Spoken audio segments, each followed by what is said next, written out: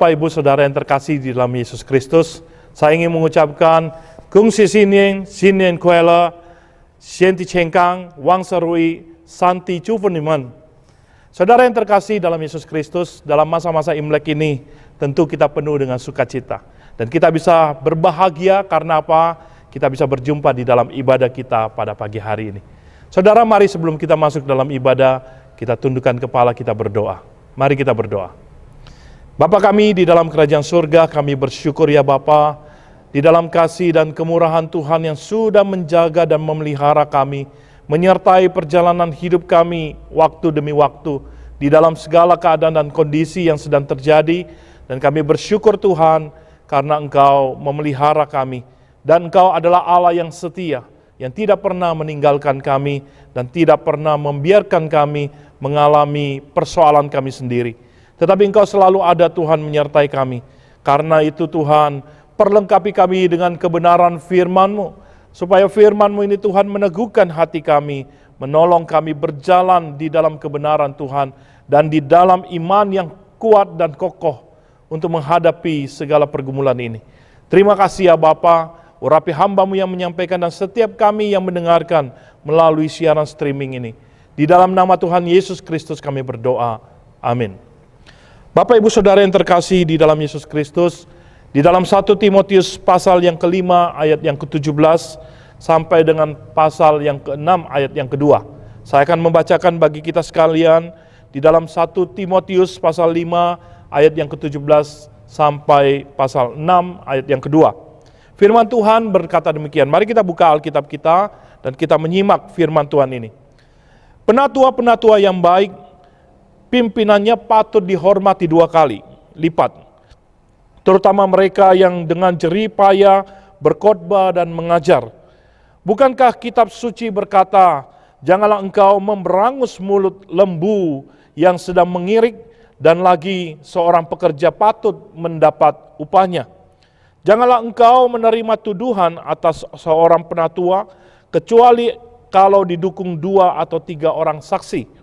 Mereka yang berbuat dosa, hendaklah kau tegur di depan semua orang, agar yang lain itu pun takut. Di hadapan Allah dan Kristus Yesus dan malaikat-malaikat pilihannya, kupesankan dengan sungguh kepadamu, camkanlah petunjuk ini tanpa prasangka dan bertindaklah dalam segala sesuatu tanpa memihak. Janganlah engkau terburu-buru menumpangkan tangan atas seseorang, dan janganlah terbawa-bawa dalam dosa orang lain. Jagalah kemurnian dirimu. Janganlah lagi minum air saja, melainkan tambahkan anggur sedikit, berhubung pencernaanmu terganggu dan tubuhmu sering lemah.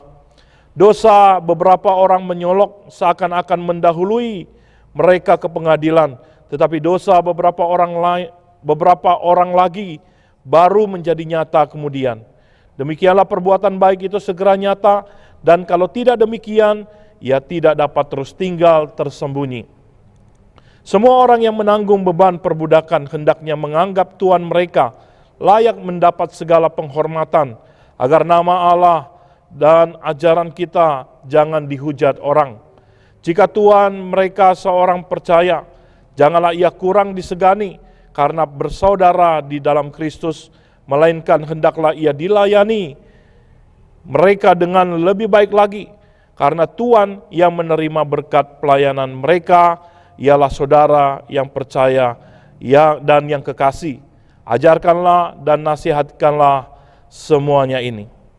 Saudara yang terkasih di dalam Yesus Kristus, mendekati akhir daripada suratnya, Rasul Paulus memberikan nasihat khusus kepada Timotius. Saudara, Paulus memberikan beberapa petunjuk praktis tentang bagaimana memperlakukan seorang pemimpin rohani di tengah-tengah kehidupan mereka. Dan juga saudara, bagaimana seorang pemimpin rohani atau penatua itu menghidupi hidupnya sebagai seorang yang terpanggil sebagai seorang penatua. Saudara, karena Timotius adalah murid Paulus yang juga adalah seorang pemimpin jemaat di Efesus, di mana Paulus sudah mendidik, Paulus sudah menyiapkan Timotius untuk pelayanan tersebut. Maka saudara, di dalam suratnya yang bagian terakhir ini, Paulus memberikan pengajaran supaya Timotius pintar, supaya Timotius bisa, supaya Timotius sanggup mengelola jemaat di mana Tuhan mempercayakannya. Saudara, jemaat Efesus bukanlah jemaat yang mudah, karena di sana banyak orang-orang yang berkarunia, di sana banyak orang-orang yang terpanggil yang begitu luar biasa. Saudara, maka Timotius seorang yang muda itu harus memimpin jemaat di sana. Saudara, maka ada dua nasihat Rasul Paulus melalui suratnya kepada Timotius yang berada dalam pasal yang kelima dan pasal keenam ini. Saudara, ada dua nasihat. Yang pertama, nasihat Rasul Paulus ini diberikan kepada jemaat gereja yang ada di Efesus. Saudara, apa yang menjadi nasihat Paulus kepada jemaat yang ada di Efesus itu? Saudara, Paulus memberikan sebuah nasihat supaya jemaat yang ada di tempat itu memberikan dukungan, memberikan penghormatan yang baik kepada para penatua, terutama mereka yang sudah berjerih lelah, bersusah payah untuk melayani mereka, yang sudah mengajar mereka sedemikian rupa dengan kebenaran-kebenaran daripada firman Tuhan. Saudara, jemaat itu yang diinginkan oleh Paulus adalah jemaat itu mau memberikan penghormatan yang baik kepada para pengkhotbah. Saudara, kenapa Paulus berkata demikian? Saudara yang terkasih, jemaat Efesus adalah jemaat di mana banyak orang yang punya karunia yang hebat dan luar biasa. Saudara, dan di saat itu saudara, Paulus katakan berikan penghormatanmu yang 2 kali lipat, bahkan lebih hebat, lebih baik, lebih khusus kepada para penatua, khususnya mereka yang mengajar. Kenapa saudara? Karena banyak orang di antara mereka yang menganggap diri mereka juga hebat. Mereka tidak menjadi pendengar-pendengar firman Tuhan. Mereka cuma menjadi pengkritik-pengkritik firman Tuhan. Saudara, di antara mereka bukan berdiskusi, sharing, berbagi pengalaman tentang firman yang mereka dengarkan. Tetapi mereka banyak sharing, bahkan saling mengkritik satu dengan lain tentang firman yang mereka dengarkan. Saudara yang terkasih, maka Rasul Paulus mengatakan hal ini kepada Timotius, supaya Timotius mengajarkan kepada jemaat itu, supaya jemaat punya sebuah penghormatan kepada para penatua yang berkhotbah, para penatua yang mengajar kebenaran firman Tuhan. Saudara yang terkasih, hal-hal seperti ini memang seringkali terjadi di dalam gereja. Saudara, ketika kita suka dengan seseorang, kita akan memberikan penghormatan yang lebih. Tetapi ketika kita mulai tidak suka dengan seseorang, saudara, mulai kita tidak mau mendengarkan apa yang diajarkannya, dan karena rasa tidak suka kita membuat kita menahan firman itu untuk masuk di dalam hati kita. Saudara, itu membuat kita tidak memberikan penghormatan kepada hamba-hamba Tuhan, kepada para penatua yang mengajar kepada kita. Saudara yang terkasih, maka Rasul Paulus menunjukkan dua hal dukungan yang harus diberikan oleh gereja, oleh jemaat kepada para penatua. Yang pertama, saudara, Paulus menasihati Timotius agar dia mengajarkan dengan baik kepada jemaatnya. Untuk apa? Untuk memberikan dukungan kepada hamba-hamba Tuhan yang melayani dalam hal fisik dan finansial. Karena apa saudara? Karena para penatua ini mempersembahkan hidupnya, para hamba-hamba Tuhan ini mempersembahkan hidupnya sepenuhnya untuk melayani Tuhan. Mereka tidak punya kesempatan lagi untuk berbisnis, mereka tidak punya kesempatan untuk mencari uang, bekerja di tempat lain. Tetapi saudara, mereka cuma melakukan belajar tentang firman Tuhan. Mereka belajar, mereka mencari kebenaran-kebenaran, dan mereka menyampaikan kebenaran ini kepada jemaat Tuhan. Saudara, inilah yang mereka lakukan sehingga harus didukung secara finansial, supaya para penatua ini juga bisa tetap menjalani masa kehidupannya, bisa tetap memelihara keluarganya, bisa juga melakukan dan mengerjakan perjalanan hidupnya ke depan, dan bisa tetap konsentrasi saudara untuk apa? Untuk belajar firman Tuhan dan mengajarkan ini kepada jemaat. Saudara, ini yang harus dilakukan oleh jemaat Tuhan di tempat ini. Bahwa kita harus memberikan sebuah dukungan supaya hamba-hamba Tuhan itu juga memiliki kehidupan yang layak. Jangan sampai hamba Tuhannya bingung, saudara. Bingung apa? Bingung cari uang sana sini. Bingung bagaimana menyekolahkan anaknya, uangnya dari mana. Bingung bagaimana istri dan anaknya hidup besok, saudara. Tetapi hari ini kita terpanggil, Paulus menasehati jemaat supaya memberikan dukungan secara fisik, secara finansial kepada hamba-hamba Tuhan. Saudara, Rasul Paulus di situ menunjukkan sebuah perbandingan. Saudara, dengan perintah untuk tetap memberikan makan dan memberikan penghidupan yang layak kepada hamba-hamba Tuhan. Dia katakan apa? Kalau seekor sapi saja, saudara, itu bekerja dengan baik, ya, seekor lembu saja itu harus dapat makan, saudara, ketika dia melakukan tugasnya, melakukan pekerjaannya mengirik sawah. Dia sudah bersusah payah mengirik sawah, maka petani harus memberikan sapi itu, lembu itu untuk makan. Kalau tidak dikasih makan, saudara, lembu itu tidak akan punya tenaga. Lembu itu tidak akan bisa mengirik sawah. Dan itu akan sangat merugikan akan para petani. Saudara, maka contoh ini dilakukan oleh Rasul Paulus dan diajarkan kepada Timotius, supaya juga para penatua mengalami dukungan daripada jemaat. Saudara, hal yang kedua juga yang sangat penting, saudara, bahwa dukungan yang harus diberikan oleh jemaat kepada hamba Tuhan, yaitu sebuah dukungan moral dan etika. Saudara, Rasul Paulus katakan berikan penghormatan 2 kali lipat kepada mereka. Bukan berarti, saudara, seorang penatua itu adalah seorang yang gila hormat dan butuh sebuah kehormatan, bukan. Tetapi mereka punya wibawa rohani. Saudara, dan wibawa rohani itu disampaikan, diberikan ketika mereka mengajar, mereka memberitakan firman Tuhan. Sehingga seorang yang mendengarkan firman Tuhan itu juga seakan-akan mendengarkan Allah yang berbicara di tengah-tengah mereka. Maka mereka harus memberikan penghormatan, memberikan dukungan secara moral dan etika, saudara. Sehingga ketika mereka mendengarkan firman Tuhan, mereka menyiapkan hati mereka dengan baik, jemaat mempersiapkan hati mereka dengan baik, dan mereka mendapatkan berkat, rema daripada firman Tuhan.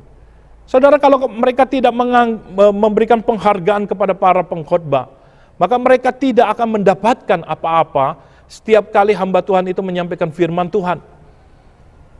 Mereka tidak akan mendapatkan berkat firman itu.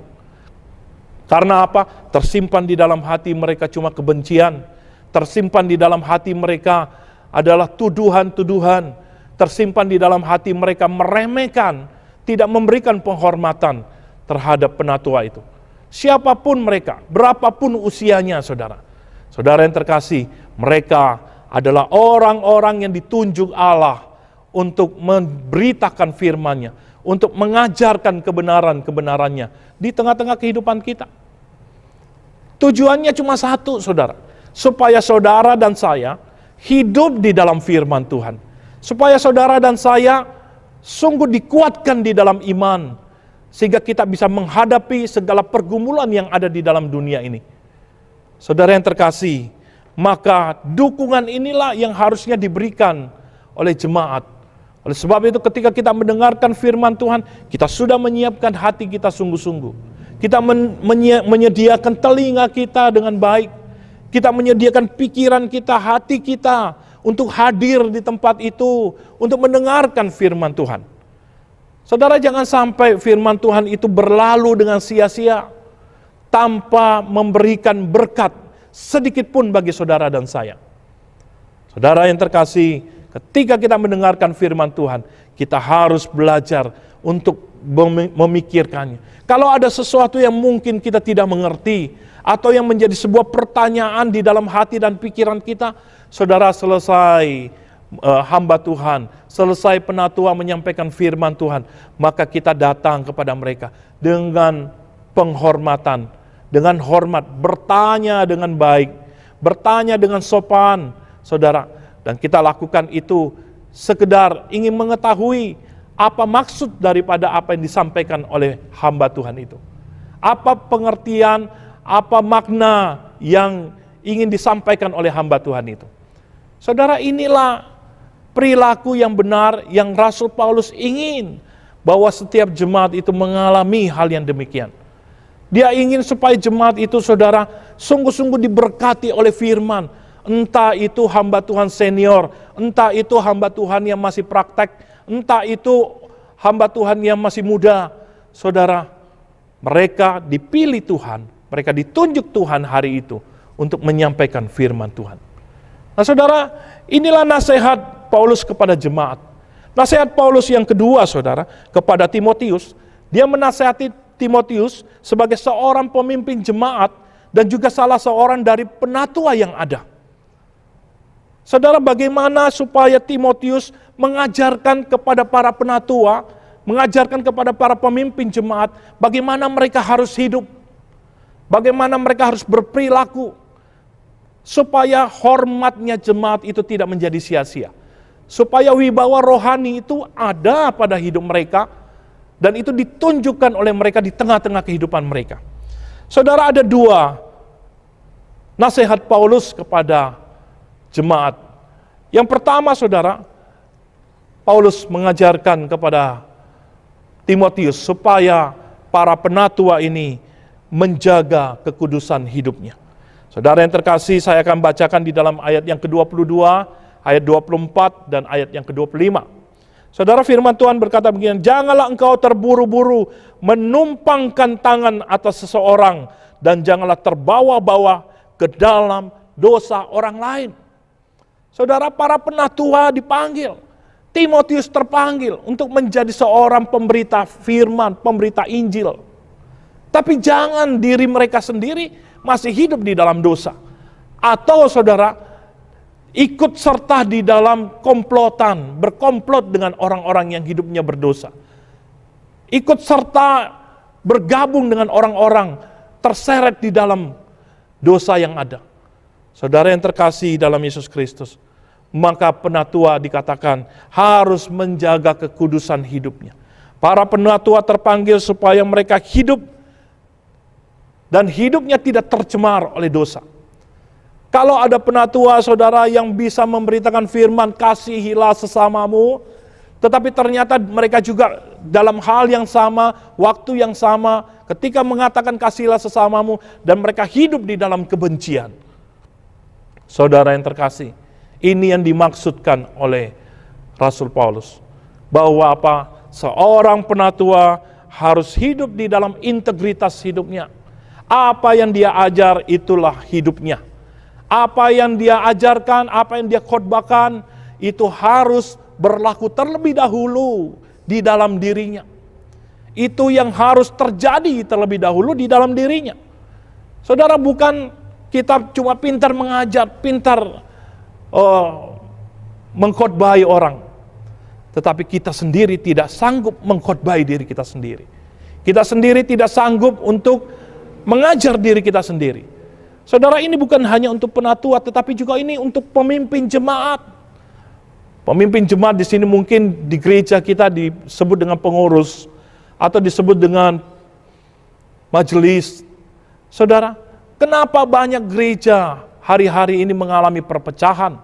Mengapa banyak gereja yang hari-hari ini mengalami kesulitan yang berlarut-larut dan tidak bisa keluar daripada persoalan? Saudara, karena hal-hal seperti ini. Karena hidupnya tidak hidup seturut dengan firman Tuhan.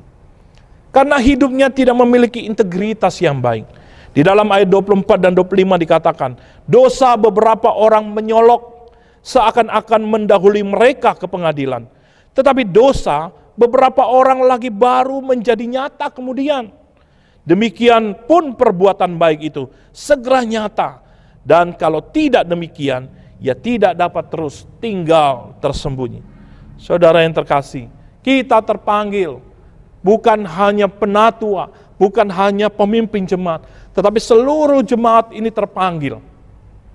Kita harus hidup di dalam integritas kita. Apa yang kita yakini, itu yang kita hidupi. Kita percaya Tuhan kita Yesus Kristus mengajarkan kebenaran. Maka itulah yang harus kita lakukan dalam hidup kita. Kita harus tunjukkan bahwa ada kebenaran di sini. Ada kebenaran Allah itu yang bukan hanya kita dengarkan, yang sudah kita pikirkan, yang sudah kita renungkan dalam hidup kita. Bahkan yang harus kita lakukan dalam hidup kita, yang harus kita buktikan keluar di tengah-tengah kehidupan kita. Saudara, mari kita tunjukkan kehidupan kita di tengah-tengah dunia ini. Khususnya bagi para penatua dan pemimpin jemaat. Saudara, ketika mungkin kita berselisih paham, saudara, apakah tidak boleh? Boleh. Boleh saya tidak sepaham dengan orang lain, tetapi tetap meletakkan, saudara, hormat dan juga kasih di tengah-tengahnya. Harus tetap meletakkan bagaimana kita menyampaikan dengan baik dan benar.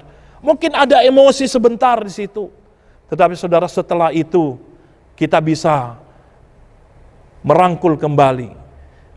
Kita bisa bekerja lagi bersama. Kita bisa melayani bersama. Karena yang kita layani adalah Tuhan. Ketika kita membuat orang lain tidak lagi bisa melayani, saudara, kita berdosa di hadapan Tuhan. Karena yang memanggil mereka dan memanggil kita adalah Allah. Saudara yang terkasih dalam Yesus Kristus. Yang kedua, saudara, nasihat Paulus kepada Timotius dan para penatua dan pemimpin jemaat. Saudara, di dalam ayat yang ke-23 berkata demikian.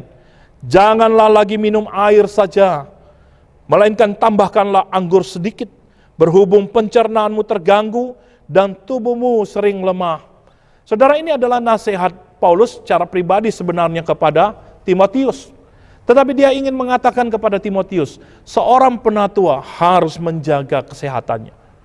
Harus menjaga kesehatannya. Supaya tetap hidup di dalam keadaan yang sehat. Tidak mengkonsumsi obat-obatan, narkoba. Tidak suka mabuk-mabukan. Saudara, walaupun dikatakan harus minum anggur. Tetapi anggur di sini sebagai obat, saudara. Supaya apa? Tetap memberikan kekuatan kepada tubuh. Menyegarkan tubuh, saudara.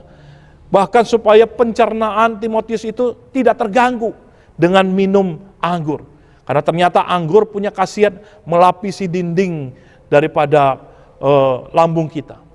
Saudara yang terkasih, maka ini menjadi nasihat kepada kita semua, kepada para pemimpin. Jangan karena di dalam segala kesibukan kita sibuk melayani, kita lupa dengan kesehatan kita. Saudara, kita sibuk melayani, kita lupa dengan diri kita, bahwa kita punya kapasitas. Kita tahu tubuh ini lemah, saudara.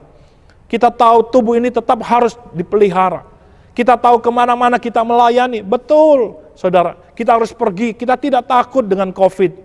Tetapi kita tetap harus menjaga diri. Bahwa di dalam kondisi COVID hari ini, kita tetap kemanapun harus menggunakan masker. Kita harus cuci tangan.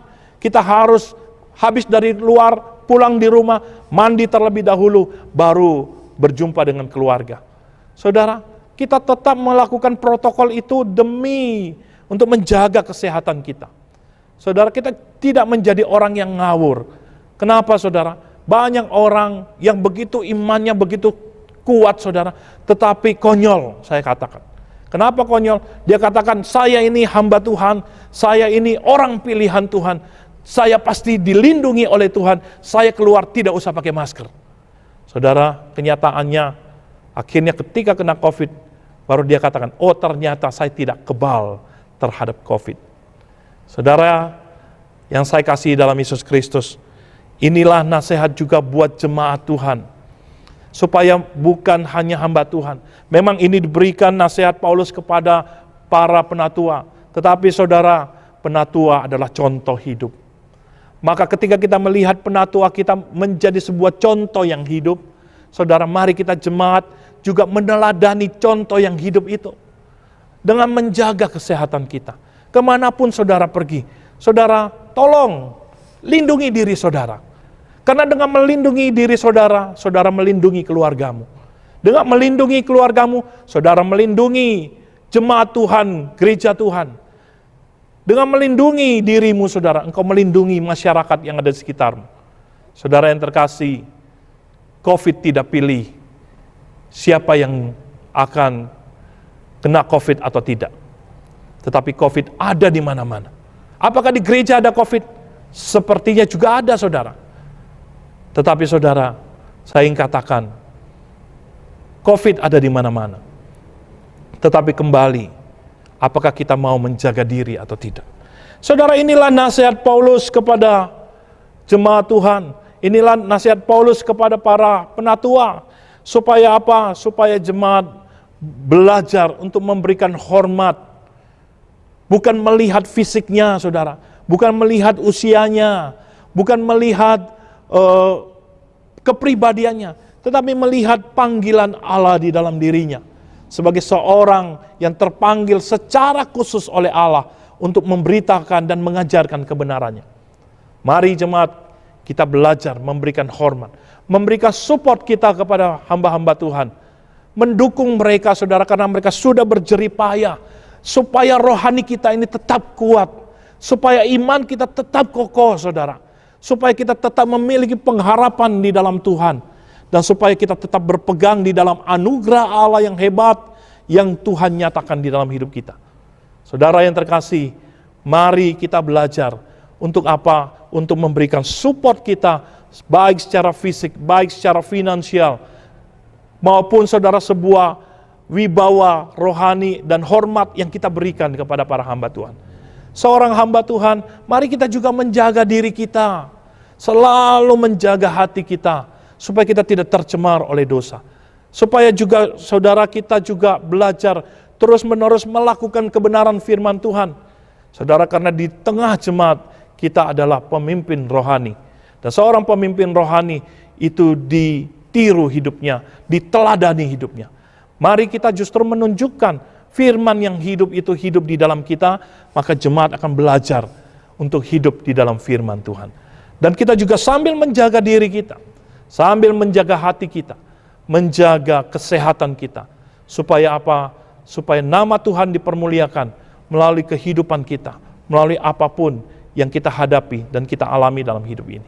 Saudara, kiranya kita dikuatkan dan kita semakin dibangunkan di dalam iman kita melalui kebenaran firman Tuhan.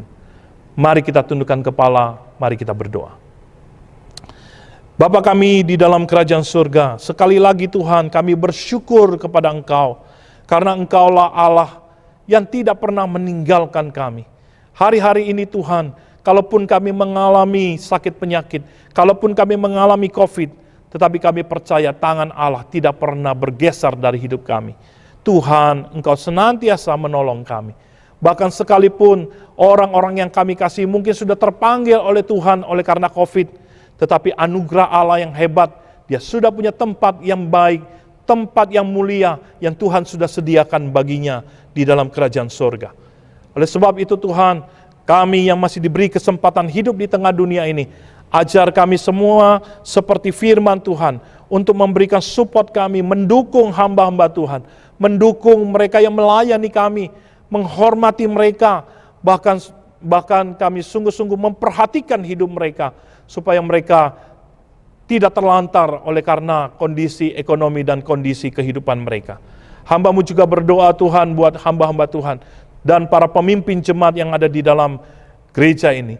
Tuhan, biarlah Kau berkati hidup mereka, Kau pakai hidup mereka, sehingga ketika Tuhan yang sudah meneguhkan, Tuhan yang sudah memanggil mereka, sungguh-sungguh panggilan itu adalah panggilan yang istimewa, dan panggilan yang Tuhan nyatakan di tengah hidup mereka untuk memberkati jemaat Tuhan. Kau sudah memanggil mereka berada di tempat itu, dan biarlah hidup mereka berharga, dan menunjukkan akan kebenaran-kebenaran melalui kehidupan mereka, dan itu ditunjukkan melalui perilaku hidup, oleh karena kebenaran yang sudah ada di dalam hidup mereka. Terima kasih ya Bapa, hamba-Mu berdoa buat jemaat di tempat ini, Tuhan berkati mereka, sertai hidup mereka, dan biarlah Kau pakai Tuhan gereja-Mu untuk tidak pernah berhenti, menyuarakan akan kebenaran firman-Mu, sekarang sampai selama-lamanya. Di dalam nama Tuhan Yesus kami berdoa. Amin. Sampai jumpa, Tuhan Yesus